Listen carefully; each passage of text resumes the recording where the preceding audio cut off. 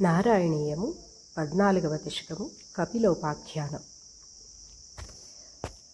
సమనుస్మృతతావకాంఘ్రియుగ్మః సమనుః పంకజసంభవాంగజన్మా నిజమంతరమంతరాయ హీనం చరితంతే కథయన్ సుఖం నినాయ.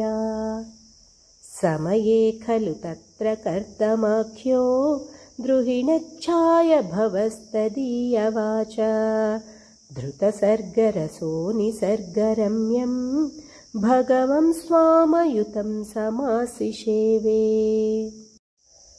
గరుడోపరి కాలమేఘకమ్రం విలసత్కేళిసరోజపాణిపద్మం హసితోల్లసితాననం విభోత్వం వపురావిష్కురుషే స్మ కర్దమాయ.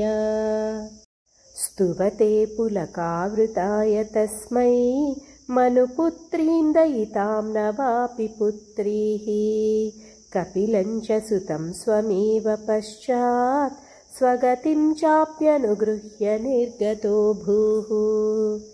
సమనుష్యతరూపయా మహిష్యా గుణవత్యా సుతయా చ దేవహూత్యా భవదీరితనారదోపదిష్టః సమగాత్కర్దమమాగతి ప్రतीक्षम्.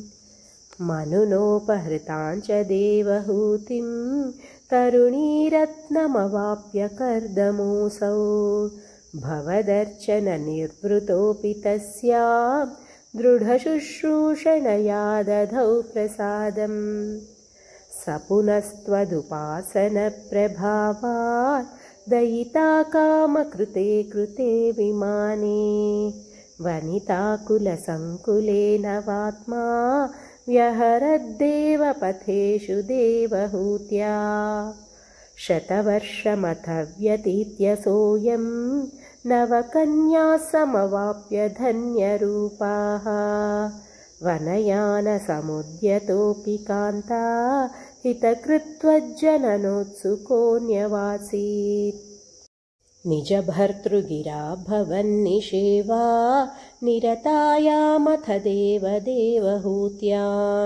कपिलस्त्वमजायथा जनानां प्रथयिष्यन् परमात्मतत्त्वविद्याम्. वनमेयुषि कर्दमे प्रसन्ने मत सर्वस्वमुपादिशन्ननन्यै कपिलात्मकवायुमन्दिरेशा त्वरितं त्वं परिपाहि मां गदौघात्. కపిలోపాఖ్యానము అను 14వ దశకం సమాప్తం. హరే శ్రీనివాస.